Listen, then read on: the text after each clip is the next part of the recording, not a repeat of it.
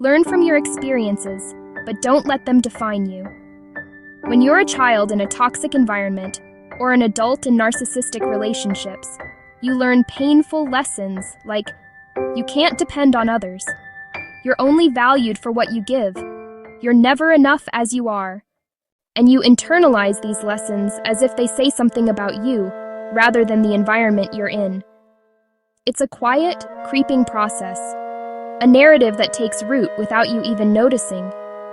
Your mind, in an effort to protect you and make sense of the chaos, starts to believe that if you can just find the fault within yourself, you can control the outcome. It's a survival strategy that eventually turns on itself. And so, you start to feel like these lessons speak the truth. They become the background noise of your life, the unquestioned assumptions that guide your choices and color your perceptions. A voice whispers that you truly aren't enough. This belief manifests as a constant, grinding pressure to prove your worth, to achieve more, to be more. Yet no accomplishment ever feels satisfying because the goalpost is always moving. You might feel like an imposter, waiting for the moment you'll be found out. Another lesson takes hold, that there's no one you can truly depend on. This fosters a fierce and often lonely hyper-independence. You learn to carry your burdens in silence, believing that asking for help is a sign of weakness, or worse, an invitation for disappointment. You become the reliable one, the one who never needs anything, because you've taught yourself not to. You internalize that your value is only in what you give. Your identity becomes entangled with your utility to others. You are the peacekeeper, the problem solver, the giver. Saying no feels like a betrayal, and setting a boundary feels selfish. You give until you are empty, confusing exhaustion with love and depletion with devotion. But these lessons, these heavy truths you carry, aren't meant to reflect some inherent flaw in you, or even the world at large. They are not universal laws. They are a cumulative reflection of the specific, toxic environment you're in, or that you have survived. They are scars from past battles, not a map of your soul. You're not supposed to take those lessons to heart and make them mean something's wrong with you. They are simply data, pointing to where the hurt happened. When we've been hurt, our first instinct is often to run from the memory, to bury it deep and never look back. But what if the path forward isn't about forgetting? What if it's about turning around, just for a moment, to understand what we've walked through? The true opportunity isn't in reliving the pain, but in carefully examining it from a safe distance. It's about taking those difficult, painful lessons and realizing what they truly say, not about you, but about the environment you were in, or the people that left you feeling that way. This isn't about blame, it's about clarity. It's about seeing the full picture for the first time, and that is where you take your power back. It's not a sudden, dramatic seizure of control. It's a quiet, internal shift. It's the moment you stop allowing the past to define your present worth. Power isn't about being unbreakable. It's about understanding where you were broken and choosing to heal with intention. It's the gentle, firm realization that your story doesn't end with the wound. It continues with how you choose to tend to it. This is the turning point. This process of learning from painful experiences is how you gain power and control over them. When you refuse to let a memory be a source of shame and instead turn it into a source of wisdom, you fundamentally change your relationship with it. The memory itself doesn't change, but its hold on you loosens. It becomes a scar, not an open wound, a reminder of a battle you survived, not a weapon that can still be used against you. You can't change what happened. That truth can feel heavy, but it's also liberating. The past is fixed, a chapter already written, but you are the narrator of your own story. You can change what it means about you. You can edit the interpretation, the conclusion, the takeaway, and that changes everything. It's the difference between being a victim of your story and becoming the hero of it.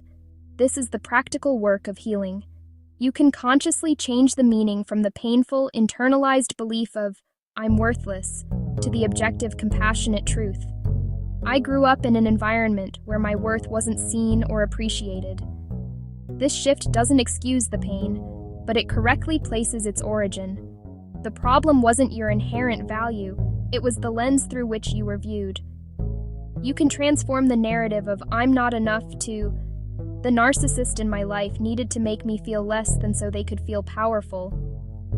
This reframe exposes the dynamic for what it was, not a reflection of your inadequacy, but a strategy used by someone else to manage their own insecurity. Their need to diminish you was about their emptiness, not yours. And you can finally release the heavy burden of "there's something wrong with me," and replace it with the profound self-compassion of "the way I feel makes perfect sense based on what I've been through." Your feelings are not a flaw. They are a logical human response to your experiences. They are signals, not a sentence. By validating your own emotional reality, you become your own staunchest ally, your own safe harbor. This is how you begin to truly nurture yourself back to wholeness. Perhaps somewhere along the way, you learn to believe that you're not enough just as you are, that your worth is something you must constantly earn, tied to what you can give to others, how much you can achieve, or how perfectly you can perform.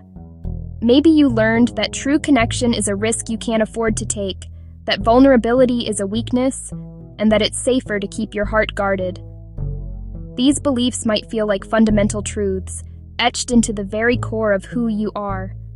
They can manifest as a persistent inner critic, a quiet but constant hum of anxiety, or a feeling of being on the outside looking in, disconnected from the world and even from yourself. But it's crucial to understand that these are not truths about who you are. They are not a measure of your inherent value. Instead, they are reflections of a broken environment, echoes of past hurts, or survival strategies that helped you navigate difficult circumstances. They are the lessons you learned in a classroom you never chose to be in. Think of them not as your identity, but as a heavy coat you were given to wear. It may have protected you once, but it was never truly yours, and it has become too heavy to carry. The most empowering truth is that you have the power to change what these lessons mean. You are the author of your own story, and while the past has written the early chapters, you hold the pen now.